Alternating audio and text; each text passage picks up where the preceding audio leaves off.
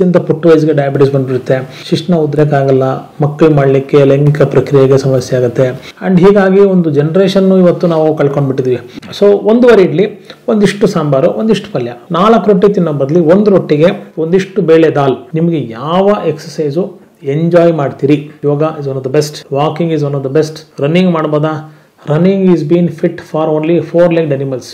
ಜಿಂಕೆ, ಕರಡಿ, ಹುಲಿ, ಸಿಂಹ, 4 ಕಾಲು ಪ್ರಾಣಿಗಳು ಓಡಬೇಕು. 2 ಕಾಲು ಇರತಕ್ಕಂಥ ಮನುಷ್ಯ ನಮ್ಮ ವರ್ಟಿಬ್ರಾ ಹಿಂಗಿರೋದ್ರಿಂದ, ಸ್ಪೈನ್ ಸ್ಟ್ರೇಟ್ ಆಗಿರೋದ್ರಿಂದ we are always fit for fast walking, not running. ನೀವು ಮಗುವನ್ನ ಚೆನ್ನಾಗಿ 100 ಕಾಲ ಆರೋಗ್ಯವಂತ ಮಗುವನ್ನಾಗಿ ಮಾಡಿ ಆಯುಷ್ಯ ಆಟೋಮ್ಯಾಟಿಕಲಿ ಬರುತ್ತೆ.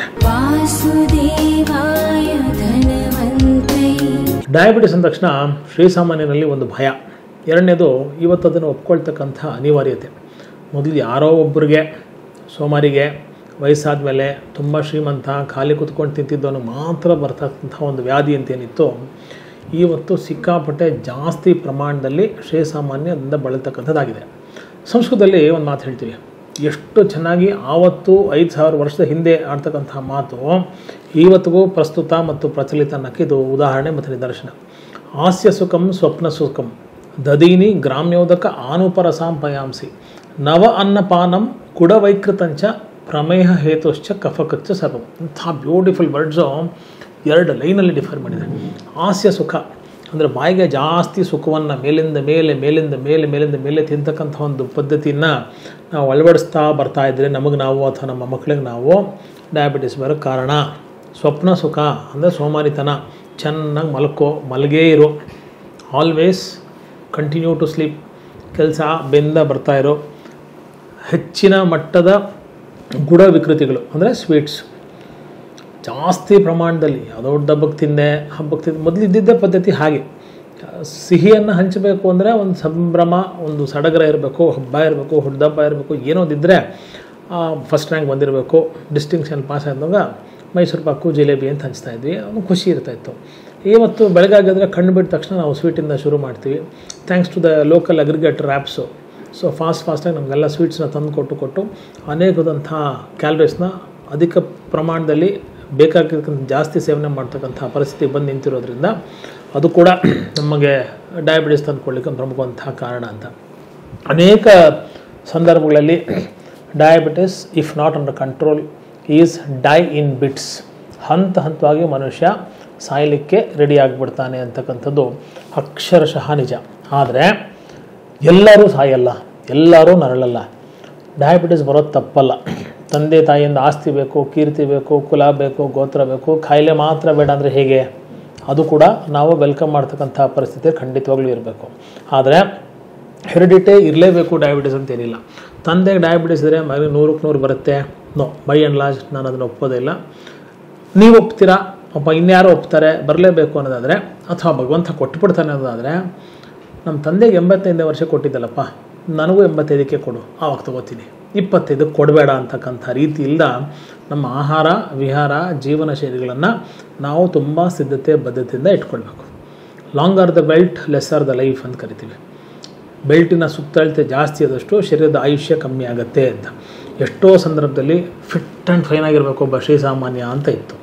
ಇವತ್ತು ಕುಳ್ಳಿಗೆ ಡುಮ್ಗೆ ಹೈಟಿಗೆ ಇರ್ತಕ್ಕಂತಹ ವೇಟ್ ಇಲ್ಲ, ಕರೆಕ್ಟಾಗಿ ಫಿಸಿಕ್ ಮೇಂಟೈನ್ ಮಾಡಲ್ಲ, ಫಿಸಿಕಲ್ ಆ್ಯಕ್ಟಿವಿಟಿ ಇಲ್ಲವೇ ಇಲ್ಲ, ಯಾವಾಗಲೂ ಎದ್ದೇಳೋದು, ಯಾವಾಗಲೂ ಮಲಗೋದು. ಇದೇನು ದೊಡ್ಡ ಕಾರ್ಪೊರೇಟ್ ಸೆಗ್ಮೆಂಟು ಡಾಕ್ಟ್ರುಗಳು ಅಲ್ಲ. ಇವತ್ತು ಚಿಕ್ಕ ವಯಸ್ಸಿನ ಸ್ಕೂಲ್ಗೆ ಹೋಗೋ ಮಗು ಕೂಡ ರಜಾ ಇದ್ದರೆ 1 ಗಂಟೆವರೆಗೂ ಮಲಗೇ ಇರೋದು, ರಾತ್ರಿ 3 ಗಂಟೆವರೆಗೂ ಟಿ ವಿ ನೋಡೋದು. ಆ್ಯಂಡ್ ಆಲ್ವೇಸ್ ಒಂದು ಕಾಲದಲ್ಲಿ ಇದು ರೂರಲ್ ಪಾರ್ಟ್ಸಲ್ಲಿಲ್ಲ, ಸಿಟಿ ಪಾರ್ಟ್ಸಲ್ಲಿ ಮಾತ್ರ ಡಯಾಬಿಟಿಸ್ ಇದೆ ಅಂತ ಇತ್ತು. ಇವತ್ತು ರೂರಲ್ ಪಾರ್ಟ್ಸು ಸಿಟಿ ಪಾರ್ಟು ಏನೂ ವ್ಯತ್ಯಾಸ ಇಲ್ಲ. ಇಲ್ಲಿ ಸಿಗೋ ಬೇಕ್ರಿ ಅಲ್ಲೂ ಸಿಗುತ್ತೆ, ಇಲ್ಲಿ ಸಿಗೋ ಪಿಜ್ಜಾ ಅಲ್ಲೂ ಸಿಗುತ್ತೆ, ಇಲ್ಲಿ ಸಿಗೋ ಕೋಲ ಅಲ್ಲೂ ಸಿಗುತ್ತೆ, ಅಲ್ಲೂ ಅಗ್ರಿಗೇಟಿಂಗ್ ಆ್ಯಪ್ಸ್ ಇದೆ, ಇಲ್ಲೂ ಇದೆ, ಅಲ್ಲೂ ಟ್ಯಾಕ್ಸಿ ಇದೆ, ಇಲ್ಲೂ ಇದೆ. ಅಲ್ಲಿ ನಡಿಬೇಕಿತ್ತು, ಅಲ್ಲಿ ಸ್ವಂತ ಗಾಡಿ ಇಟ್ಕೊಂಡಿದ್ದಾನೆ, ಇಲ್ಲಿ ಸ್ವಂತ ಗಾಡಿ ಇದೆ ಆದರೂ ಟ್ಯಾಕ್ಸಿಲಿ ಓಡಾಡ್ತಾನೆ. ಎಲ್ಲ ಆಲಸಿ ಜೀವನಗಳು ಇಲ್ಲೂ ಕೂಡ ಜಾಸ್ತಿ ಆಗಿರೋದ್ರಿಂದ ಸಮಸ್ಯೆಗಳು ಖಂಡಿತ ಜಾಸ್ತಿ ಬರ್ತಾಯಿದೆ. ಆ್ಯಂಡ್ ಹೆಚ್ಚಿನ ಮಟ್ಟದ ಓವರ್ ನ್ಯೂಟ್ರಿಷನ್ನು ಪುಟ್ಟ ಮಕ್ಕಳಲ್ಲಿ ಪ್ರಮುಖವಾದಂತಹ ಕಾರಣ. ಒಂದು ಕಾಲದಲ್ಲಿ ಮೋದಿ ಡಯಾಬಿಟಿಸ್ ಅಂದರೆ ನರೇಂದ್ರ ಮೋದಿ ಅಲ್ಲ, ಮೋದಿ ಡಯಾಬಿಟಿಸ್ ಅಂದರೆ maturity onset of diabetes in young ಅಂತ ಕರಿತೀವಿ. ಅತ್ಯಂತ ಚಿಕ್ಕ ವಯಸ್ಸಿಗೆ ಕೆಲವೊಬ್ಬರಿಗೆ ಡಯಾಬಿಟಿಸ್ ಬರ್ತಕ್ಕಂಥದ್ದು ಏನಿತ್ತು ಅದರ ಪ್ರಮಾಣ ಗಣನೀಯವಾಗಿ ಜಾಸ್ತಿ ಆವರಿಸ್ಕೊಂಡು ಶ್ರೀಸಾಮಾನ್ಯನಿಗೆ ಪುಟ್ಟ ವಯಸ್ಸಲ್ಲೇ ತೊಂದರೆ ಕೊಡ್ತಕ್ಕಂಥದ್ದು ಒಂದು ಭಾಗ. ಎರಡನೇದು ಮೋಸ್ಟ್ ಇಂಪಾರ್ಟೆಂಟು ಜೆಸ್ಟೇಷನಲ್ ಡಯಾಬಿಟೀಸು. ಇದ್ರ ಬಗ್ಗೆ ಜಾಸ್ತಿ ಗಾಬರಿ ಆತಂಕ ಬೇಡ. ಯಾಕಂದರೆ ಗರ್ಭಾವಸ್ಥೆಯಲ್ಲಿ ಗರ್ಭಿಣಿ ಮಹಿಳೆಗೆ ಶುಗರ್ ಕಾಯಿಲೆ ಬರ್ತಕ್ಕಂಥದ್ದು ಇರುತ್ತೆ. ಬಹುತೇಕ ಮೆಜಾರಿಟಿ ಆಫ್ ದ ಟೈಮ್ಸ್ ಮಗು ಡೆಲಿವರಿ ಆದ ಕೆಲವು ಗಂಟೆಗಳು ಅಥವಾ ಕೆಲವು ದಿನಗಳಲ್ಲಿ ಆ ಶುಗರು ಕಂಟ್ರೋಲ್ಗೆ ಬಂದುಬಿಡುತ್ತೆ, provided she tends to lose weight. ತೂಕವನ್ನು ಕಮ್ಮಿ ಮಾಡಿಕೊಂಡು ಪಥ್ಯವನ್ನು ಬಾಣಂತಿ ಆಹಾರಚರ್ಯಗಳನ್ನು ಚೆನ್ನಾಗಿ ಮಾಡಿಕೊಂಡಿದ್ದಾಗ ಅದನ್ನು ಖಂಡಿತ ಕಂಟ್ರೋಲ್ ತರಲಿಕ್ಕೆ ಸಾಧ್ಯ ಇದೆ ಅಂತಕ್ಕಂಥದ್ದು. Next stress induced diabetes. ಇವತ್ತು ತುಂಬ ದುಃಖಕರವಾದಂತಹ ಸಂಗತಿ. ಈ 2 ದಶಕಗಳಿಗೂ ಹೆಚ್ಚು ನಾನು ಇಲ್ಲಿ ಪ್ರಾಕ್ಟೀಸ್ ಮಾಡ್ತಾಯಿದ್ದೀನಿ ಈ ಡಯಾಬಿಟಿಸ್ನ ಫೀಲ್ಡಲ್ಲಿ. ಕಾಲೇಜ್ ಗೋಯಿಂಗ್ ಸ್ಟೂಡೆಂಟ್ಗೆ ಅತಿ ಹೆಚ್ಚಿನ ಮಟ್ಟದಲ್ಲಿ ಡಯಾಬಿಟಿಸ್ ಬರ್ತಕ್ಕಂಥದ್ದು, ಹೌಸ್ ವೈಫ್ಸ್ಗೆ ಹೆಚ್ಚಿನ ಮಟ್ಟದಲ್ಲಿ ಡಯಾಬಿಟಿಸ್ ಬರ್ತಕ್ಕಂಥದ್ದು. ಈ financial stress, work pressure most important. ಅಂದರೆ ಅವನ ಹತ್ರ 10 ಲಕ್ಷ ಇರುತ್ತೆ, 10 ಕೋಟಿ ರೂಪಾಯಿ ಮನೆ ಆಸೆ ಪಟ್ಟು ಸಾಲ ಮಾಡಿ ತೊಗೊಂಡ್ಬಿಟ್ಟು ತಿಂಗಳ ಹೇಗಪ್ಪ ಕಟ್ಟೋದು, ಅಷ್ಟೆಲ್ಲ ಪ್ರೀಮಿಯಮ್ಮು ಅಷ್ಟೆಲ್ಲ ಸಾಲಗಳನ್ನ ತಿಂಗಳ ಕಟ್ಟಬೇಕು ಅಂತಕ್ಕಂಥ ಆತಂಕ ಬಾಧೆ ಇದೆಯಲ್ಲ, ಅದು ಮನೆ ಕಟ್ಟೋದೇನಕ್ಕೆ ಅಂದರೆ ಸತ್ತ ಮೇಲೆ ಮನೆ ಬದುಕಬೇಕು ಅಂತ. ನಾವು ತುಂಬ ಪ್ರೆಷರು ಸ್ಟ್ರೆಸ್ಸು ತೊಗೊಂಡು ಈ ಥರದ ಮನೆ ಕಟ್ಟಿದ್ರೆ ಮನೆ ಬದುಕಿರುತ್ತೆ, ನಾವು ಸತ್ತಿರ್ತೀವಿ. ಹೀಗಾಗಬಾರ್ದು. ಸೊ ಹಾಗಾಗಿ ಬಹುತೇಕ ಅನೇಕ ಸಂದರ್ಭಗಳಲ್ಲಿ ಈ ಒತ್ತಡಗಳು ತುಂಬ ದೊಡ್ಡ ಪಾತ್ರವನ್ನು ವಹಿಸುತ್ತೆ. ಆಮೇಲೆ ಎಕ್ಸ್ಪೆಕ್ಟೇಷನ್ಸ್ ಆ್ಯಂಡ್ ಆ್ಯಂಬಿಷನ್ಸು. ಈಗ ನಾನು ಇಂಜಿನಿಯರ್ ಆಗಬೇಕು, ಡಾಕ್ಟರ್ ಆಗಬೇಕು ಅಂತಕ್ಕಂಥ ಸ್ವಯಂ ಪ್ರೇರಿತ ಒತ್ತಡ ಅಥವಾ ಫ್ಯಾಮಿಲಿ ಕೊಡ್ತಕ್ಕಂಥ ಸ್ಟ್ರೆಸ್ಸು ಕೂಡ ನಿಮ್ಗೆ ಆಗದೇ ಇರತಕ್ಕಂಥ ಕೆಲಸವನ್ನು ನಿಮ್ಮ ಕಡೆ ಮಾಡಿಸ್ಬೇಕು. ಫಾರ್ ಎಕ್ಸಾಂಪಲ್, ನನಗೂ ನಿಮಗೆ ಒಂದು 10 kg ತೂಕವನ್ನು ಆರಾಮಾಗಿ ಹೊತ್ಕೊಂಡು ಹೋಗ್ಬೋದು ಅಂದರೆ 10 kg ಹೊರ್ತೀವಿ, ಅದು ನಮ್ಮ ಯೋಗ್ಯತೆ, ತಾಕತ್ತು, ಶಕ್ತಿ ಇದೆ. ಇಲ್ಲ ಒಂದು 35 kg 25 kg ಸಿಲಿಂಡರ್ ಎತ್ಕೋಬೇಕು ಅಂದರೆ ವಾರಕ್ಕೋ ತಿಂಗಳಿಗೋ ಒಂದ್ಸಲ ಅನಿವಾರ್ಯ ಅದನ್ನು ಹೊರ್ತೀವಿ. ಪ್ರತಿನಿತ್ಯ ನೀನು 30 kg ಸಿಲಿಂಡರ್ ಎತ್ಕೊಂಡು ಬೆನ್ನಿಗೆ ಹಾಕ್ಕೊಂಡು ನಿನ್ನೆಲ್ಲ ಕೆಲಸವನ್ನು ನೀನು ಮಾಡಲೇ ಇರಬೇಕು. ಎಲ್ಲ ಕೆಲಸದಲ್ಲೂ ಯಾವುದೋ ಅಡಚಣೆ ಇರಬಾರ್ದು, ಅದರ ತೂಕವನ್ನು ಹೊರತಾನೆ ಇರಬೇಕು ಅಂದರೆ one point of time you will give it up, ಬಿಟ್ಬಿಡ್ತೀವಿ, ಆಗಲ್ಲ ನನಗೆ, ಬಿದ್ದೋಗ್ಬಿಡ್ತೀವಿ. ಹಾಗೆಯೇ ನಮ್ಮ ಮೇದೋಜೀರಕ ಗ್ರಂಥಿ, ಪ್ಯಾಂಕ್ರಿಯಾಸ್ ಅಂತೇನು ಕರಿತೀವಿ, ಯಾವುದು ಇನ್ಸುಲಿನ್ನ ನ್ಯಾಚುರಲಾಗಿ ಉತ್ಪನ್ನ ಮಾಡುತ್ತೋ ಅದಕ್ಕೆ ಸದಾಕಾಲ ಸರ್ವಕಾಲ ಸ್ಟಿಮ್ಯುಲೇಟ್ ಮಾಡ್ತಕ್ಕಂಥದ್ದು ಇರಬೇಕು. ಆಹಾರ ನಾವು ತೊಗೊಂಡಾಗ ಸಿಂಪಲ್ ಸೀಕ್ರೆಟ್ ಆಫ್ ಸಕ್ಸಸ್ ಡಯಾಬಿಟೀಸ್ಗೆ, ವಿಶೇಷವಾಗಿ ಆಹಾರ ರೂಪದಲ್ಲಿ ಆಯುರ್ವೇದ ರೂಪದಲ್ಲಿದ್ದರೆ ಎನರ್ಜಿ ಇನ್ಪುಟ್ಟು ಎನರ್ಜಿ ಔಟ್ಪುಟ್ಗೆ ಒಂದು ತುಲನಾತ್ಮಕ ಬಾಂಧವ್ಯ ಸಂಬಂಧ ಇರಬೇಕು. ಇನ್ನೂ ಸಿಂಪಲ್ಲಾಗಿ ನಿಮ್ಗೆ ಹೇಳಬೇಕಂದ್ರೆ ಒಂದು ಇನ್ಕಮ್ ಟ್ಯಾಕ್ಸ್ ಫಾರ್ಮುಲಾ ಇದ್ದಂಗೆ. ನಾನು 1 ಕೋಟಿ ರೂಪಾಯಿ ದುಡಿತೀನಪ್ಪ, 90 ಲಕ್ಷ ರೂಪಾಯಿ ಮದುವೆಗೆ, ದೇವಸ್ಥಾನಕ್ಕೆ, ಮುಂಜೆಗೆ, ಪಾರ್ಟಿಗೆ ಗಾಡಿ ತೊಗೊಂಡು ಎಲ್ಲ ಖರ್ಚು ಮಾಡಿದ್ದೀನಿ, 10 ಲಕ್ಷ ಇಟ್ಕೊಂಡಿದ್ದೆ, ಟ್ಯಾಕ್ಸ್ ಏನು ಕಟ್ಬಿಡೋ, ಪರವಾಗಿಲ್ಲ ಖರ್ಚು ಮಾಡಿದೆ, ಅದಕ್ಕೆಲ್ಲ ವ್ಯಾಟು GST ಎಲ್ಲ ಕಟ್ಟಿದೆ, ಬಿಟ್ಬಿಡು ಅಂತ. 1 ಕೋಟಿ ದುಡಿದಿದ್ದೀನಪ್ಪ, ನಾನೇನು ಖರ್ಚು ಮಾಡಲ್ಲ, ಸುಮ್ಮನೆ ಹಿಂಗೆ ಇಟ್ಕೊಂಡಿದ್ದೀನಿ, ಕಟ್ಟು 30% 40% ಅಂತ. ಸೊ ಹಾಗಾಗಿ ಎನರ್ಜಿ ಇನ್ಪುಟ್ ಎಷ್ಟಿರುತ್ತೆ, ಎನರ್ಜಿ ಔಟ್ಪುಟ್ಟು ಅದಕ್ಕೆ ತುಲನಾತ್ಮಕವಾಗಿರಬೇಕು. 1000 ಕಿಲೋ ಕ್ಯಾಲರಿ ನಾನು ಬೆಳಗ್ಗೆ ತೊಗೊಂಡೆ ಅಂದರೆ ಅದು ಸುಮಾರು 40 ರಿಂದ 60% ಕಿಲೋ ಕ್ಯಾಲರೀಸು ಚೆನ್ನಾಗಿ ಬರ್ನ್ ಮಾಡಬೇಕು. ಫಿಸಿಕಲ್ ಆ್ಯಕ್ಟಿವಿಟಿ ಇರಬೇಕು. ಆ್ಯಂಡ್ ಸಮಾಧಾನವೇ ಶ್ರೇಷ್ಠ ದಾನ ಅಂತಕ್ಕಂಥ ಹೇಳ್ತೀವಿ. ಮನಸ್ಸು ಪ್ರಕ್ಷುಬ್ಧವಾಗಿರಬೇಕು.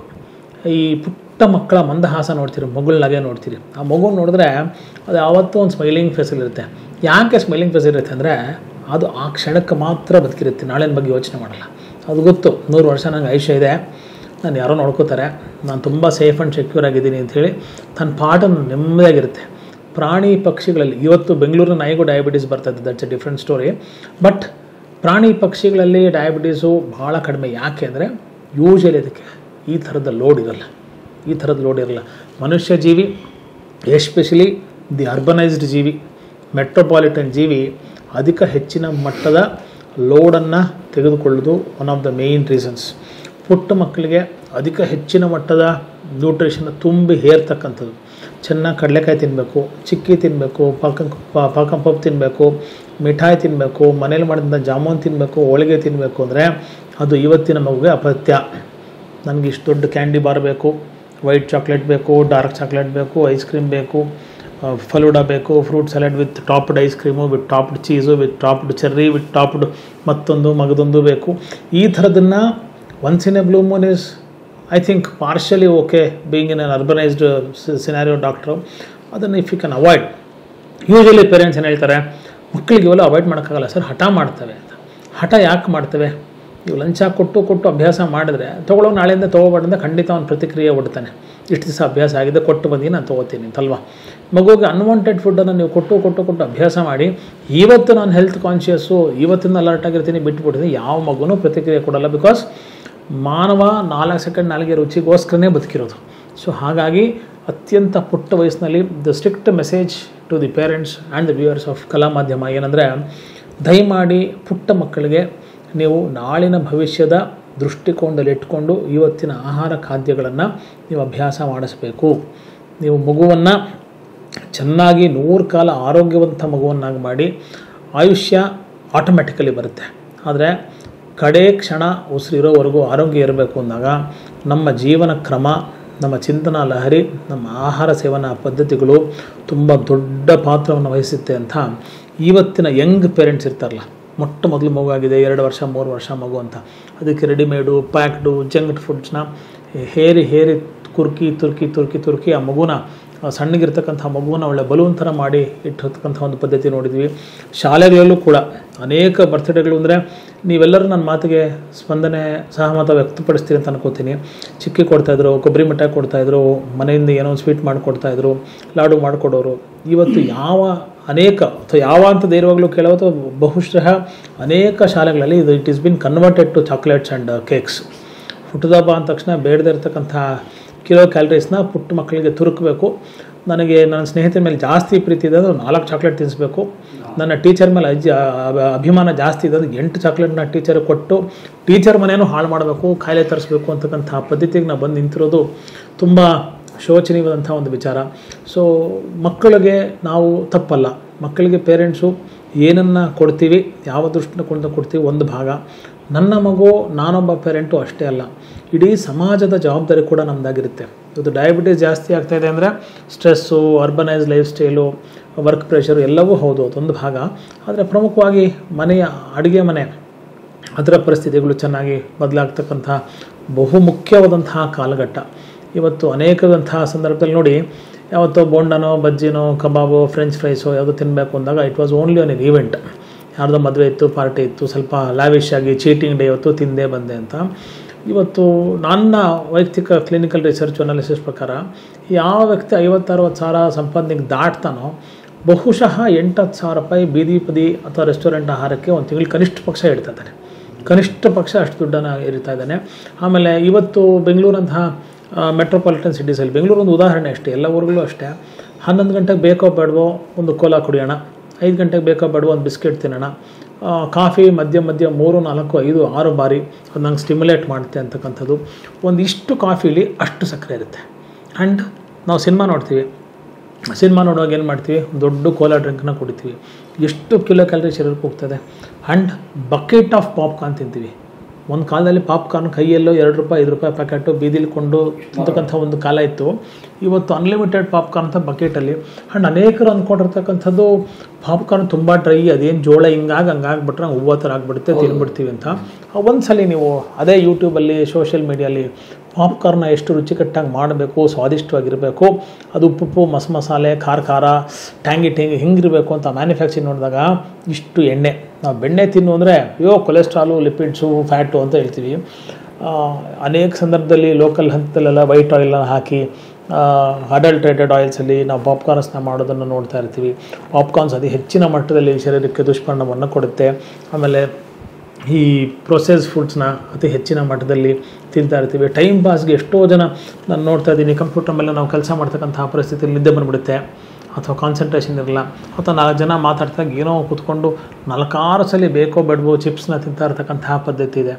ಒಂದು ರೋಸ್ಟೆಡ್ ಹುರುಳಿಕಾಳು ತಿನ್ನಿ, ಚೆನ್ನಾಗಿ ಹುರಿತಕ್ಕಂಥ ಕಡಲೆಕಾಯಿ ಬೀಜ ತಿನ್ನಿ, ಒಂದು ಕಾಬೂಲ್ ಕಡಲೆ, ಕಡಲೆ ಅದನ್ನು ತಿನ್ನಿ, ಅನೇಕ ಒಂದು ಸೌತೆಕಾಯಿ ತಿನ್ನಿ, ಮೂಲಂಗಿ ತಿನ್ನಿ, ಕೋಸಂಬರಿ ತಿನ್ನಿ, ಹಣ್ಣು ತಿನ್ನಿ, ಕೂತ್ಕೊಂಡು ಒಂದು ಸೇಬೆಕಾಯಿ ತೊಗೊಂಡು 4 ಸ್ಲೈಸ್ ಕಟ್ ಮಾಡಿಕೊಂಡು ಜಿಗಿದು ತಿನ್ನಿ. ಯಾವ ಪದ್ಧತಿಗಳು ಹಿಂದಿನದ್ದು ತಪ್ಪು ಅಂತ ಹೇಳಲಿಕ್ಕೆ ಸಾಧ್ಯನೇ ಇಲ್ಲ. Because they were simple, they were statistical, they were scientific. ನಾವು ಇವತ್ತು ಆಧುನಿಕತೆಯ ಭರಾಟೆಯಲ್ಲಿ ಮುನ್ನುಗ್ಗಿದ್ದೀವಿ, ಏನೋ ಬದಲಾವಣೆ ಮಾಡಿಬಿಡ್ತಾ ಇದ್ದೀವಿ, ನಾವು ಜಗತ್ತಿಗೆ ಅತೀತರಾಗಿದ್ದೀವಿ. ಈ ಹಿಂದೆ ಇದ್ದವರೆಲ್ಲ ದಡ್ಡರು, ನಾವು ತುಂಬ ಬುದ್ಧಿವಂತರು ಅಂತಕ್ಕಂಥ ಆಯಾಮದಲ್ಲಿ ಪ್ರಶ್ನೆ ಮಾಡೋಕ್ಕೆ ಶುರು ಮಾಡಿದ್ದೀವಿ. ಚಿಕಿತ್ಸಾತ್ಮಕ ದೃಷ್ಟಿಕೋನದಲ್ಲಿ ಎಲ್ಲಿ ಬಂದು ನಿಂತಿದ್ದೀವಿ? ಡಯಾಬಿಟೀಸು. 130, 140, 126 ದಾಟ್ಬಿಟ್ಟ ತಕ್ಷಣ ಬಂತು ಡಯಾಬಿಟಿಸು ಅಂತ ಭಯ. ನಿಮ್ಗೊಂದು ನೆನಪಿರಲಿ, ಬೇರೆ ಬೇರೆ ಬೆರಳಲ್ಲಿ ಬೇರೆ ಬೇರೆ ಸಂದರ್ಭಕ್ಕೆ ಬೇರೆ ಬೇರೆ ವ್ಯಾಲ್ಯೂ ಬಂದಾಗ ಮನುಷ್ಯ ನಾರ್ಮಲ್ ಆಗಿದ್ದಾನೆ ಅಂತ ಅರ್ಥ. ಶುಗರ್ ನಾರ್ಮಲ್ಸೇ ಸರ್ವೇ ಸಾಮಾನ್ಯವಾಗಿ 5 ಬೆರಳಲ್ಲಿ ಒಂದೇ ವ್ಯಾಲ್ಯೂ ಎಲ್ಲ ಕಡೆ ಬಂತು ಅಂದರೆ ಸಮಥಿಂಗ್ ಈಸ್ ರಾಂಗ್, ಅಥವಾ ಮನುಷ್ಯ ಹೋಗ್ಬಿಡ್ತಾ ಇದ್ದಾನೆ ಅಂತ ಅರ್ಥ.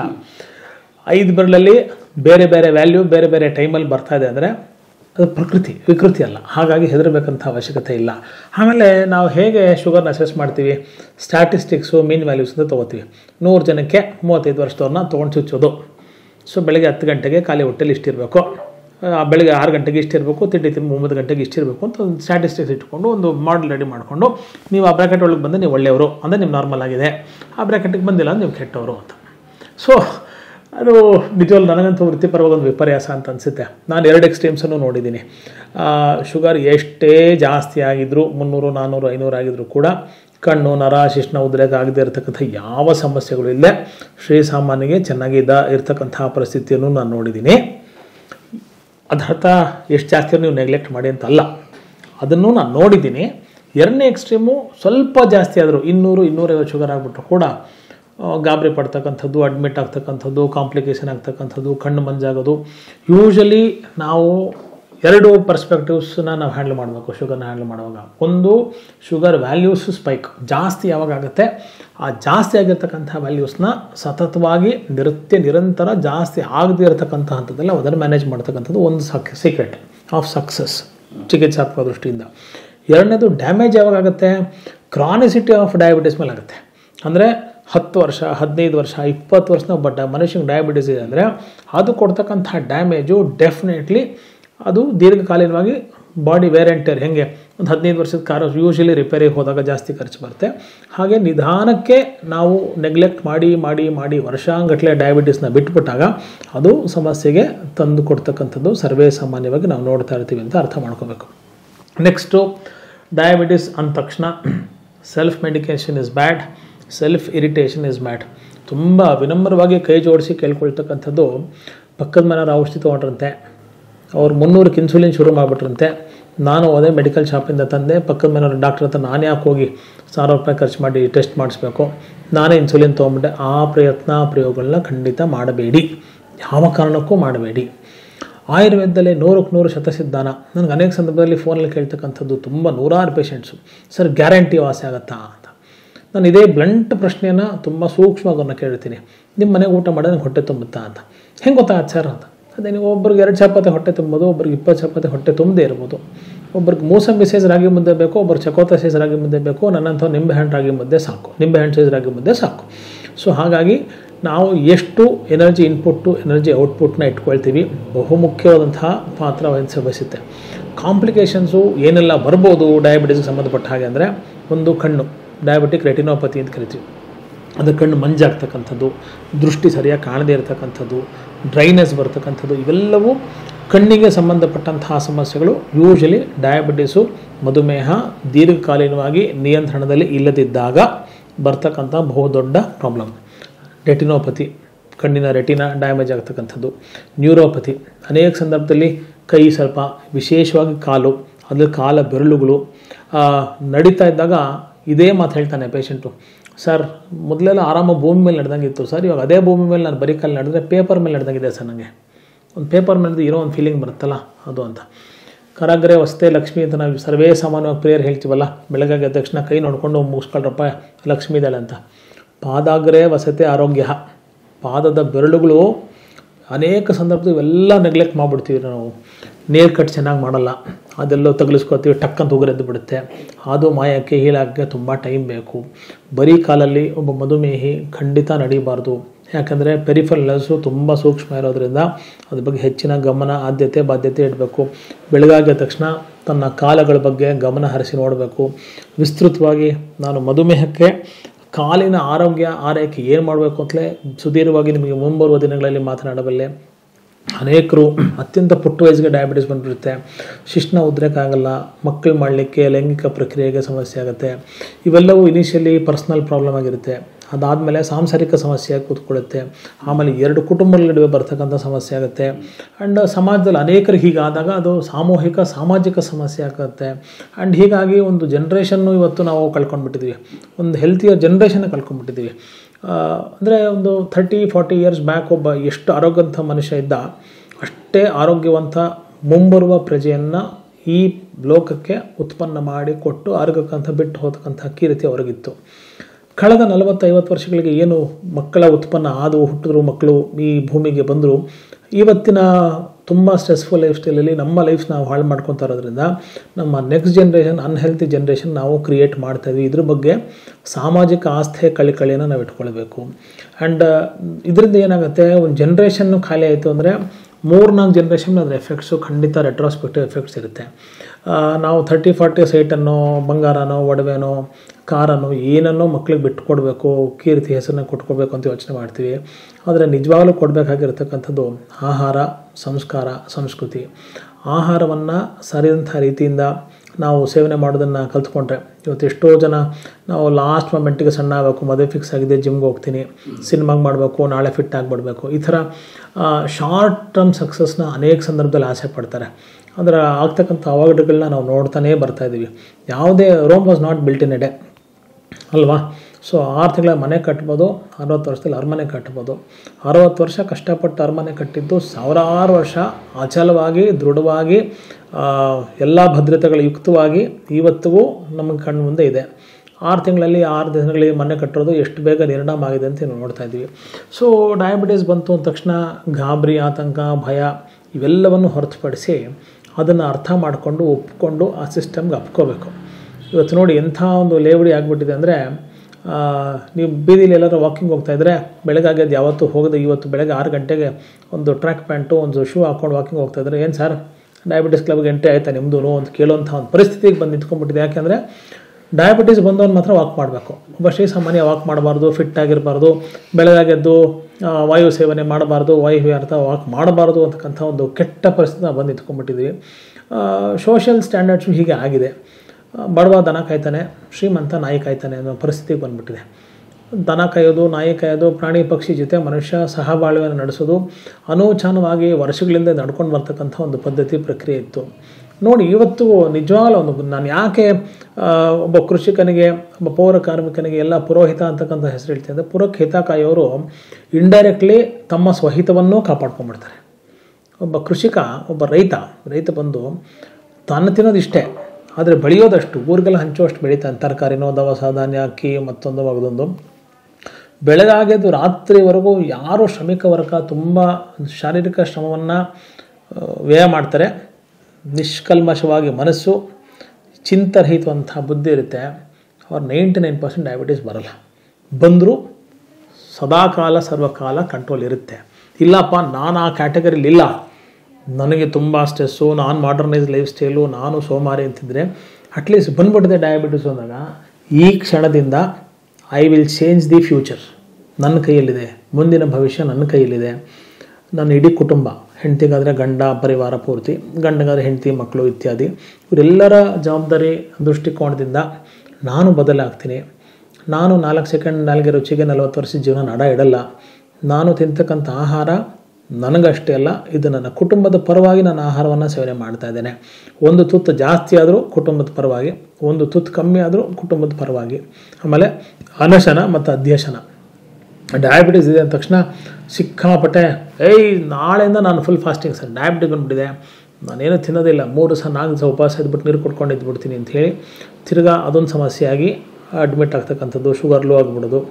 ಅಥವಾ ಹೈಪರ್ ಗ್ಲೈಸಿಮಿಯಾ, ಗೊತ್ತಿದ್ದು ಅನೇಕ ಸಂದರ್ಭದಲ್ಲಿ ಶುಗರ್ ಜಾಸ್ತಿ ಇದೆ ಸರ್, ಅದಕ್ಕೆ ಇವತ್ತು 4 ಜಾಮೂನ್ ತಿಂದ್ಬಿಟ್ಟೆ, 40 ಯೂನಿಟ್ ಜಾಸ್ತಿ ಇನ್ಸುಲಿನ್ ತೊಗೊಂಬಿಟ್ಟೆ, 4 ಹೋಳಿಗೆ ತಿಂದೆ, 4 ಮಾತ್ರ ಜಾಸ್ತಿ ನುಂಗ್ಬಿಟ್ಟೆ.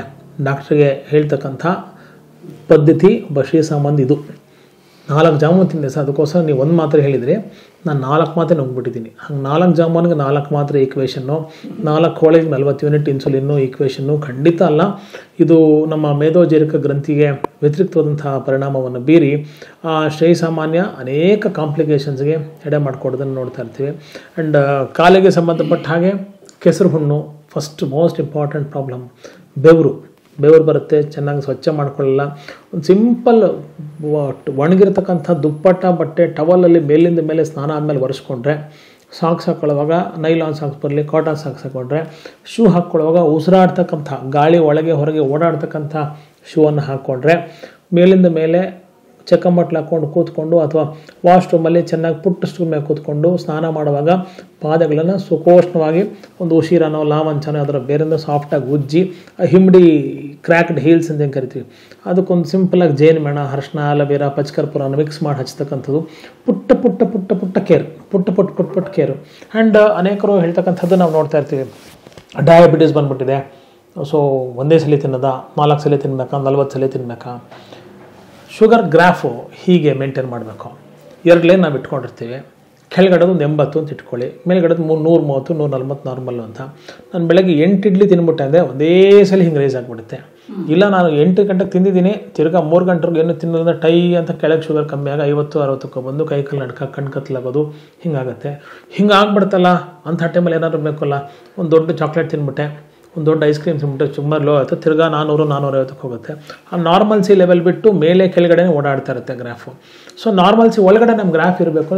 ಸಿಂಪಲ್ ಸೀಕ್ರೆಟು, ಸಿಂಪಲ್ ಸೂತ್ರ ನಾನು ನಿಮ್ಮ ಜೊತೆ ಹಂಚ್ಕೊಳ್ತೇನೆ. ಬೆಳಗ್ಗೆ 8 ಗಂಟೆಗೆ ನಿಮ್ಮ ಕೆಪಾಸಿಟಿ ಒಂದು 5 ಇಡ್ಲಿ ಉದಾಹರಣೆ ಹೇಳ್ತಾ ಇದ್ದೀನಿ ಅಂದರೆ, ನೀವು 1.5 ಇಡ್ಲಿ ತಿನ್ನಿ, ಒಂದಿಷ್ಟು ಸಾಂಬಾರು ತಿನ್ನಿ, ಒಂದಿಷ್ಟು ಹಸಿ ಕೋಸಂಬರಿನೋ ಚಟ್ನಿನೋ, ಒಂದು ಮೂಲಂಗಿ ಚಟ್ನಿ ಒಂದಿಷ್ಟು ತಿನ್ಕೊಳ್ಳಿ, ಕಡಲೆಕಾಯಿ ಬೀಜ ನೆನೆಸಿ ಸ್ಪ್ರೌಟ್ ಮಾಡತಕ್ಕಂಥ ಚಟ್ನಿ ಒಂದಿಷ್ಟು ತಿನ್ಕೊಳ್ಳಿ. ಎಲ್ಲ ತರಕಾರಿನೂ ತಿನ್ಬೋದು, ಯಾವುದು ತಿನ್ನಬಾರ್ದು ಅಂತಿಲ್ಲ, ಜಾಸ್ತಿ ತಿನ್ನಬಾರ್ದು. ಸೊ ಯಾವ್ದು ತಿನ್ನಬೇಕು ಯಾವ್ದು ತಿನ್ನಬಾರ್ದು ಹೇಳ್ತೀನಿ. ಸೊ 1.5 ಇಡ್ಲಿ, ಒಂದಿಷ್ಟು ಸಾಂಬಾರು, ಒಂದಿಷ್ಟು ಪಲ್ಯ ಅಥವಾ ರೊಟ್ಟಿ ತಿಂದರೆ 1 ರೊಟ್ಟಿ 3 ರೊಟ್ಟಿ ನೆನ್ನೆವರೆಗೂ ತಿಂದಿದೆ. ಇವಾಗ ಡಯಾಬಿಟೀಸ್ ಬಂತು, ತುಂಬ ಜಾಸ್ತಿ ಇದೆ ವ್ಯಾಲ್ಯೂಸು, 400 ಇದೆ, ಕಮ್ಮಿ ಮಾಡ್ಬೇಕು. ಹೇಗೆ? 4 ರೊಟ್ಟಿ ತಿನ್ನೋ ಬದಲು 1 ರೊಟ್ಟಿಗೆ ಒಂದಿಷ್ಟು ಬೇಳೆ ದಾಲ್, ನಾರ್ತ್ ಇಂಡಿಯನ್ ದಾಲ್ ಅಥವಾ ಕನ್ನಡದ ತವ್ವೆ, ಒಂದಿಷ್ಟು ಪಚ್ಚಡಿ, ಒಂದಿಷ್ಟು ಕೋಸಂಬರಿ, ಒಂದಿಷ್ಟು ಪಲ್ಯ ಹೊಟ್ಟೆ ತುಂಬ ಹಾಕ್ಕೊಂಡು 4 ಸೈಡ್ಸು 1 ರೊಟ್ಟಿ. 11 ಗಂಟೆ ಅಷ್ಟೊತ್ತಿಗೆ 1 ಮೂಸಂಬಿನೋ, 1 ಆ್ಯಪಲ್ಲು, 1 ಆರೆಂಜು, 1 ಪೀಸ್ ತರ್ಬೂಜೋ, 1 ಪೀಸ್ ಪಪ್ಪಾಯನೋ, 1 ಪೀಸ್ ದಾಳಿಂಬ್ರೆನೋ, 1 ಪೀಸ್ ಚಕೋತಾನೋ, ಖಂಡಿತ 1 ಗಂಟೆಗೆ ಸರ್ ಒಳ್ಳೆ ಟೈಮ್ ಊಟದ್ದು, ಚೆನ್ನಾಗಿ ಅನ್ನ ತುಪ್ಪ, ಅನ್ನ ಸಾಂಬಾರು, ಅನ್ನ ರೊಸಿ, 3 ರೊಟ್ಟಿ, 4 ಚಪಾತಿ, 4 ಮುದ್ದೆ ಚೆನ್ನಾಗಿ ಹೊಡೆದ್ಬಿಡ್ತೀನಿ ಸರ್, ಶುಗರ್ ಇದೆ ನನಗೆ. That is again wrong. ನೀವು ಅಷ್ಟು ತಿಂದು ತಿರ್ಗಾ ಶುಗರು ಸ್ಪೈಕ್ ಆಗಿಬಿಡುತ್ತೆ. ನೀವೇನು ತಿನ್ನಬೇಕು? ಆಲ್ರೆಡಿ ಚಕೋತ ಸೈಜ್ ಇದ್ದರೆ ಮೂಸಂಬಿ ಸೈಜಿಗೆ ಬನ್ನಿ, ರಾಗಿ ಮುದ್ದೆ ಮೂಸಂಬಿ ಸೈಜಲ್ಲಿದ್ದರೆ 2 ನಿಂಬೆಹಣ್ಣು ಸೈಜಿಗೆ ಬನ್ನಿ, ಒಂದಿಷ್ಟು ಸೊಪ್ಪಿನ ಸಾರು ತಿನ್ನಿ, 1-2 ತರಕಾರಿ ತಿನ್ನಿ, 1 ಸೊಪ್ಪು ತಿನ್ನಿ, 1 ದಾಲ್ ತಿನ್ನಿ, ಹೊಟ್ಟೆ ತುಂಬ ಆಗುತ್ತೆ. ಸ್ವಲ್ಪ ರಾಗಿನ ಹಾಕ್ಕೊಂಡು ಮಜ್ಜಿಗೆ ಕೊಟ್ಟಿರಿ. ತಿರ್ಗಾ 4-5 ಗಂಟೆಗೆ ಹಸಿವಾಗಬೇಕು. 2 ನಿಂಬೆಹಣ್ಣು ಸೈಜ್ ರಾಗಿ ಮುದ್ದೆ ತಿಂದಿದ್ರೆ ನೀವು 1 ಗಂಟೆಲಿ 4 ಗಂಟೆ ಅಷ್ಟೊತ್ತು ಶುಗರ್ ತಿರ್ಗಾ ಸ್ವಲ್ಪ ಕಮ್ಮಿ ಆಗಬೇಕು. 4 ಗಂಟೆಗೆ 4 ಹುರುಳಿ ಹಪ್ಪಳ ಚೆನ್ನಾಗಿ ರೋಸ್ಟ್ ಮಾಡ್ಕೊಂಡು ಇವತ್ತು ತಿನ್ನಿ, ನಾಳೆ 1 ಹಣ್ಣು ತಿನ್ನಿ, ನಾಳಿದ್ದು ಸ್ವಲ್ಪ ನಿಂಬೆ ರಸಕ್ಕೆ ಸ್ವಲ್ಪ ಉಪ್ಪು ಹಾಕ್ಕೊಂಡು ಸ್ವಲ್ಪ ಶುಂಠಿ ಹಾಕ್ಕೊಂಡು ಕುಡೀರಿ. ನಾಳಿದ್ದು ಮಜ್ಜಿಗೆಗೆ ಶುಂಠಿ, ಬೆಳ್ಳುಳ್ಳಿ, ಕರಿಬೇವಿನ ಸೊಪ್ಪು ಹಾಕ್ಕೊಂಡು ಕುಡೀರಿ. ಅನೇಕದಂಥ ಪೇಯಗಳನ್ನು, ಲಿಜ್ಜೆಡ್ ಪಾಪಡ್ ಬ್ರ್ಯಾಂಡ್ ಹೇಳ್ಬಾರ್ದು, ಸಾರಿ ಕಟ್ ಮಾಡಿ, ಅನೇಕ ವಿಧಂತಹ ಪೇಯಗಳನ್ನು ಅಥವಾ ಹುರುಳಿ ಹಪ್ಪಳವನ್ನು ನೀವು ರೋಸ್ಟ್ ಮಾಡಿ ತಿಂತಕ್ಕಂಥದ್ದು ಮಾಡಬೇಕು. 5 ಗಂಟೆಗೆ 1 ಜೋಳ ತಿನ್ನಿ, ಎಂಥ ಒಂದು ಆನಂದ ಸಿಗುತ್ತೆ. ಮುಸ್ಕಿನ ಜೋಳ ಯಾವ ದುಷ್ಪರಿಣಾಮವು ಜೋಳದಿಂದ ಆಗಲ್ಲ, ಹಲ್ಲು ಒಂದು ಚೆನ್ನಾಗಿರ್ಬೇಕಷ್ಟೇ. ಕೆಂಡದ ಮೇಲೆ ಸುಟ್ಟಿರ್ತಕ್ಕಂಥ ಜೋಳವನ್ನು ಕೂತ್ಕೊಂಡು ಅದನ್ನು ಆಸ್ವಾದನೆ, ನಾವು ಬೀದಿಲಿ ಪಾನಿಪುರಿ, ಬೋಂಡ, ಬಜ್ಜಿ, ಕಬಾಬು ಇವೆಲ್ಲ 5 ಗಂಟೆ ನಮ್ಮ ಸ್ನ್ಯಾಕ್ಸ್ ಇವೆಲ್ಲನೂ. ಒಂದು ಜೋಳವನ್ನು ತಿಂದಾಗಿರ್ತಕ್ಕಂಥ ಆನಂದವೇ ಬೇರೆ. ಆಫೀಸಲ್ಲಿ ಒಂದು ಸೌತೆಕಾಯಿ ತೊಗೊಳ್ಳಿ, ಅದ್ಭುತವಂಥ ಒಂದು ಪುದೀನ ಚಟ್ನಿ ಮಾಡ್ಕೊಳ್ಳಿ, ಹೋಗ್ತಾ ಬರ್ತಾ ತಿನ್ನಿ. ಹೆಂಗೆ ಸರ್ ಬೇಜಾರಾಗುತ್ತೆ, ನಾನು ಡಯಾಬಿಟಿಕ್ ಅಂತ ಗೊತ್ತಾಗ್ಬಿಡ್ತಾ, ಅವ್ರಿಗೂ ಕೊಡಿ. ಅಭ್ಯಾಸ, ಆ ಸಂಸ್ಕೃತಿ, ಆ ಸಂಸ್ಕಾರವನ್ನು ಪ್ರಸರಿಸ್ತಾ ಇರಿ. ಆರೋಗ್ಯವನ್ನು ಇತರಿಗೆ ಹಂಚಿ ನೀವು ಮತ್ತಷ್ಟು ಮಗದಷ್ಟು ಆರೋಗ್ಯವನ್ನು ಹೊಂದ್ತೀರ. ಸಾಯಂಕಾಲ 7-8 ಗಂಟೆ ಅಷ್ಟೊತ್ತಿಗೆ ಮಧ್ಯಾಹ್ನ ಎಷ್ಟು ಶಾರ್ಟ್ ಕ್ವಾಂಟಿಟಿ ಊಟ ಮಾಡಿದ್ರೋ ಅಷ್ಟೇ ಶಾರ್ಟ್ ಕ್ವಾಂಟಿಟಿ ಊಟ ಮಾಡಿ. ರಾತ್ರಿ ಮಲಗುವಾಗ ದೊಡ್ಡ ಗ್ಲಾಸಲ್ಲಿ ನೀರು ಮಜ್ಜಿಗೆ ಕುಡ್ಕೊಂಡು ಮಲ್ಕೊಳ್ಳಿ. ಅದರ್ಥ ಔಷಧಿನೇ ತೊಗೋಬಾರ್ದಾ?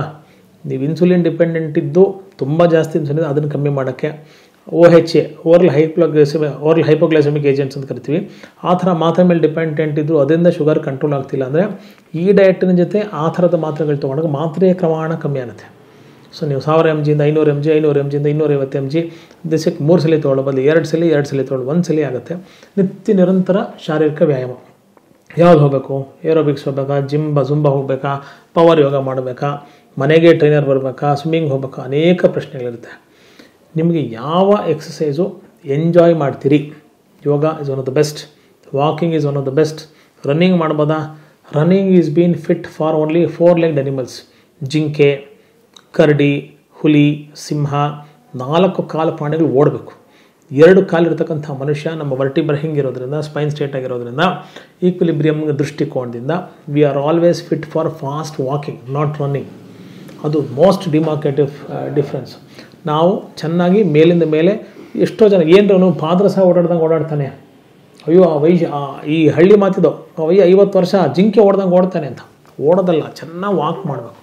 ಚೆನ್ನಾಗಿ ವಾಕ್ ಮಾಡಿದಾಗ ಶರೀರ ಪೆರಿಫರಲ್ ಯುಟಿಲೈಸೇಷನ್ ಆಫ್ ಶುಗರ್ ಅಂತ ಕರಿತೀವಿ. ಅಂದರೆ ಶರೀರದ ಎಲ್ಲ ಕೊನೆಯ ಭಾಗಗಳಲ್ಲೂ ಸಕ್ಕರೆ ಅಂಶ ಚೆನ್ನಾಗಿ ಹೀರಿಕೊಳ್ಳುವ ಶಕ್ತಿ ಸಮರ್ಥತೆಗಿರೋದ್ರಿಂದ ಹೆದರ್ತಕ್ಕಂಥ ಅವಶ್ಯಕತೆ ಖಂಡಿತ ಇಲ್ಲ. ಎಷ್ಟೋ ಸಂದರ್ಭದಲ್ಲಿ ಡಯಾಬಿಟಿಸ್ ಬಂದುಬಿಡ್ತು ಅಂದರೆ ಲೈಂಗಿಕ ಕ್ರಿಯೆ ಚೆನ್ನಾಗಾಗಲ್ಲ, ಲೈಂಗಿಕ ಪ್ರಕ್ರಿಯೆಗೆ ತೊಂದರೆ ಆಗಿಬಿಡುತ್ತೆ, ಹಾರ್ಟ್ ಪ್ರಾಬ್ಲಮ್ ಆಗಿಬಿಡುತ್ತೆ, ಕಣ್ಣಿನ ಸಮಸ್ಯೆ ಆಗಿಬಿಡುತ್ತೆ, ಕಾಲಿನ ಸಮಸ್ಯೆ ಆಗಿಬಿಡುತ್ತೆ ಅಂತ ಹೇಳ್ತಾರೆ. ಸೊ ಕಣ್ಣು ನರ ಅಂದರೆ ಶಿಶ್ನಕ್ಕೆ ಸಂಬಂಧಪಟ್ಟ ಹಾಗೆ ಕೈ ಕಾಲು ತುದಿ ಭಾಗದಲ್ಲಿ ಉರಿ, ಸಂಕಟ, ಹಿಂಸೆ, ನೋವು ಅಥವಾ ಯಾವುದೇ ಸೆನ್ಸೇಷನ್ ಇಲ್ಲದೇ ಇರತಕ್ಕಂಥ ಸಂದರ್ಭ ಬಂದಾಗ ಶುಗರು ಎಷ್ಟಿದೆ ಅಂತ ನೋಡ್ಕೊಳ್ಬೇಕು. ಮೇಲಿಂದ ಮೇಲೆ ನೀವು ಡಾಕ್ಟ್ರನ್ನ ಸಂಪರ್ಕ ಮಾಡಿ ಅದನ್ನು ಕಂಟ್ರೋಲ್ಗೆ ತರ್ತಕ್ಕಂಥ ನಿಟ್ಟಿನಲ್ಲಿ ಮಾಡ್ಕೋಬೇಕು. ಆ್ಯಂಡ್ ಕಷ್ಟ ಸಾಧ್ಯ, ಅಸಾಧ್ಯ, ಸುಖ ಸಾಧ್ಯ ಅಂತ 3 ಹೇಳ್ತೀವಿ ಆಯುರ್ವೇದದಲ್ಲಿ. ಸೊ ಸುಖ ಸಾಧ್ಯ ಅಷ್ಟು ಈಸಿ ಅಲ್ಲ. ಫ್ರೆಶ್ ಡಯಾಬಿಟಿಕ್ಗೆ, ಲೀನಾಗಿರ್ತಕ್ಕಂಥ ಡಯಾಬಿಟಿಕ್ಗೆ, ಓಲ್ಡ್ ಡಯಾಬಿಟಿಕ್ಕು ತುಂಬ ಗೊಂಡಿಗೆ ಜಾಸ್ತಿ ವೆಯ್ಟ್ ಇರತಕ್ಕಂಥ ಡಯಾಬಿಟಿಕ್ಗೆ ಅಪ್ರೋಚ್ ಬೇರೆ ಇರುತ್ತೆ. ಕೆಲವೊಂದು ಸಂದರ್ಭದಲ್ಲಿ panchakarma treatments excellent wonderful remedies ಮೇಧೋಜೀರಕ ಗ್ರಂಥಿ ಅರ್ಥಾತ್ ಪ್ಯಾಂಕ್ರಿಯಾಸನ್ನು ಸ್ಟಿಮ್ಯುಲೇಟ್ ಮಾಡ್ತಕ್ಕಂಥ ದೃಷ್ಟಿಕೋನದಲ್ಲಿ ಪ್ಯಾಂಕ್ರಿಯಾಸ್ನ ರಿವೈವ್, ರಿಲ್ಯಾಕ್ಸ್ ಆ್ಯಂಡ್ ರಿಜುವಿನೇಟ್, ಅದಕ್ಕೆ ಪುನಶ್ಚೇತನ ಕೊಟ್ಟು ತಾನು ಇನ್ಸುಲಿನ್ನ ನ್ಯಾಚುರಲ್ ಆಗಿ ಉತ್ಪನ್ನ ಮಾಡ್ತಕ್ಕಂಥ ಶಕ್ತಿ ಸಮರ್ಥತೆಗೆ ಎಡೆ ಮಾಡಿಕೊಡ್ತಕ್ಕಂಥ ದೃಷ್ಟಿಕೋನದಲ್ಲಿ panchakarma plays a wonderful, magnificent, magnanimous, important and powerful ಟೂಲಾಗಿ ಕೆಲಸ ಮಾಡುತ್ತೆ. ಆ್ಯಂಡ್ ಮೆಡಿಸನ್ಸ್ ಅಫ್ಕೋರ್ಸ್ ಅದೊಂದು ಏನು ನಮ್ಮ ಮೇಲೆ ಅಪವಾದ ಇದೆ, ಆಯುರ್ವೇದ ಡಾಕ್ಟ್ರಿಗೆ ಅಂತ ಕಹಿ ಕೊಟ್ಟುಬಿಡ್ತಾರೆ ಅಂತ. ಸೊ ಕೈ ಕೆಸರಾದರೆ ಬಾಯಿ ಮೊಸರು, ಬಾಯಿ ಕಹಿ ಆದರೆ ಶರೀರ ಹಸಿರು. ಸೊ ಸ್ವಲ್ಪ ನಾವು ಕಹಿಯನ್ನು ಅಭ್ಯಾಸ ಮಾಡಿಕೊಂಡಿದ್ದಾದಲ್ಲಿ ಜೀವನ ಸಿಹಿ ಆಗುತ್ತೆ. ಸೊ ನಾನು ಯಾವಾಗಲೂ ಹೇಳ್ತಾ ಇರ್ತೀನಿ, ಸಕ್ಕರೆಯ ಕಹಿ ಮಧುಮೇಹದ ಸಿಹಿ ಅಂತ. ಸೊ ಶುಗರು ನಮಗೆ ಸ್ವೀಟ್ ಅನಿಸ್ಬೇಕು ಅಂದರೆ ನಮಗೆ ಸಕ್ಕರೆ ಕಹಿ ಅಂತ ಅನ್ನಿಸ್ಬೇಕು, ಆವಾಗ life is always beautiful. So ವಿನಮ್ರ ಪ್ರಾರ್ಥನೆ, ಕೋರಿಕೆ ಅಥವಾ ನನ್ನ ಅಪೇಕ್ಷೆ, ಇಚ್ಛೆ ಏನಂದರೆ ಡಯಾಬಿಟೀಸ್ ಬಂತು ಅಂದ ತಕ್ಷಣ ಹೆದರಬೇಡಿ, ಯಾವುದೇ ವಯಸ್ಸಿಗೆ ಬರಲಿ ಹೆದರಬೇಡಿ. ಬರಲೇಬೇಕು ಅಂತ ಹಣೆ ಮೇಲೆ ಬರ್ತಾರೆ ಬರುತ್ತೆ. ಸೊ ಅದನ್ನು ಯಾವತ್ತು ಬರಬೇಕೋ ಬರಲಿ, ನೀವು ಅದನ್ನು ಅಪೇಕ್ಷೆ ಮಾಡೋದು ಬೇಡ, ಬಂತು ಅಂತ ಕೊರಗೋದು ಬೇಡ. ಬಂದ ಮೇಲೆ ನಿರಾತಂಕವಾಗಿ ಅದರಿಂದ ನೀವು ಕಂಟ್ರೋಲ್ ಮಾಡ್ಕೊಳ್ಳಿಕ್ಕೆ ಯಾವ ಹಂತದಲ್ಲೂ ಒಬ್ಬ ಡಯಾಬಿಟಿಕ್ ಪೇಷಂಟು ತನ್ನ ಶುಗರ್ ಲೆವೆಲ್ಸ್ನ ತನ್ನ ಇಚ್ಛಾಶಕ್ತಿ, ಡಯಟು, ಲೈಫ್ ಸ್ಟೈಲ್ ಚೆನ್ನಾಗಿದ್ದರೆ ಸಂಪೂರ್ಣವಾಗಿ ಕಂಟ್ರೋಲ್ ಮಾಡ್ಕೊಳ್ಳಿಕ್ಕೆ ಡೆಫಿನೆಟ್ಲಿ ಸಾಧ್ಯ. ಇದನ್ನು ಮಾಡಿದ್ರೆ ಅವನು ಬೇರೆ ನಾನ್ ಡಯಾಬಿಟಿಕ್ ಯಾರು ಶ್ರೀಸಾಮಾನ್ಯ ಇರ್ತಾನೆ ಆತನಿಗೆ ಈತ ಕೂಡ ಸಾಮಾನ್ಯವೇ ಸರಿ. ಹಾಗಾಗಿ ಯಾವುದೇ ದುಷ್ಪರಿಣಾಮ ಇಲ್ಲದೆ ನಿಸರ್ಗ, ಭಗವಂತ ಅಥವಾ all mighty super natural power ಯಾವಾಗ ನಮಗೆ ಕರ್ಕೋತಾನೋ ಆವತ್ತು ನಾನು ಆರೋಗ್ಯವಾಗಿ ನಿನ್ನ ಹತ್ರ ಬರ್ತೀನಿ. ಹಾಸಿಗೆ ಹಿಡಿದು ಕೈಕಾಲು ಕತ್ತರಿಸ್ಕೊಂಡು ಕಣ್ಣು ಕಳ್ಕೊಂಡು ಇವೆಲ್ಲ ಉಪದ್ರವ ರಹಿತವಾಗಿ ಆರೋಗ್ಯವಾಗಿ ನೀನು ಬಂದಲ್ಲಿ ಮೀಟ್ ಮಾಡ್ತೀನಿ ಅಂತಕ್ಕಂಥ ಸಂಕಲ್ಪ ನಾವು ಮಾಡಿಕೊಂಡ್ರೆ live well and leave well ಅಂತಕ್ಕಂಥ ಏನು ಸಿದ್ಧಾಂತ ಇದೆ ಅದು ಸಕಾರಾತ್ಮಕವಾಗಿ ಒಬ್ಬ ಶ್ರೀಸಾಮಾನ್ಯ ಹೊಂದಲಿಕ್ಕೆ ಸಾಧ್ಯ. ಡಯಾಬಿಟಿಸ್ ಬಂದರೆ ಖಂಡಿತ ಹೆದರಬೇಡಿ. ಯಾವ ಕಾಲದಲ್ಲೂ ನಿಮ್ಮ ಮನಸ್ಸಿನ ಇಚ್ಛಾಶಕ್ತಿ ಇದ್ದರೆ ಆಯುರ್ವೇದ ಸದಾ ನಿಮ್ಮ ಕಾಲ ಇರುತ್ತೆ ಅಂತ ಹೇಳ್ತಾ ಇವತ್ತಿನ ನನ್ನ ಮಾತಿಗೆ ವಿರಾಮ ಹಾಡ್ತಾ ಇದ್ದೀನಿ. ಇನ್ನು ಅನೇಕ ಸಮಸ್ಯೆಗಳು, ಅನೇಕ ಪರಿಹಾರಗಳು ವಾಪಸ್ ಬರ್ತೀನಿ, ಕಾಯ್ತಾ ಇರಿ. ನಮಸ್ಕಾರ.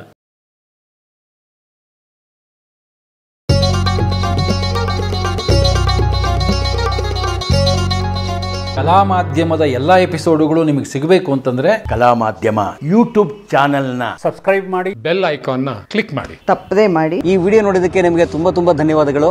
ಪುಸ್ತಕಗಳನ್ನ ಓದು ಮನಸ್ಸನ್ನ ಅರಳಿಸುತ್ತೆ, ಬುದ್ಧಿಯನ್ನು ಚುರುಕು ಮಾಡುತ್ತೆ, ಕಾಣದ ಹೊಸ ಲೋಕವನ್ನು ಪರಿಚಯಿಸುತ್ತೆ. ಹಾಗಾಗಿ ಓದುವ ಸಂಸ್ಕೃತಿ ಹೆಚ್ಚಾಗ್ಲಿ. ಧನ್ಯವಾದ.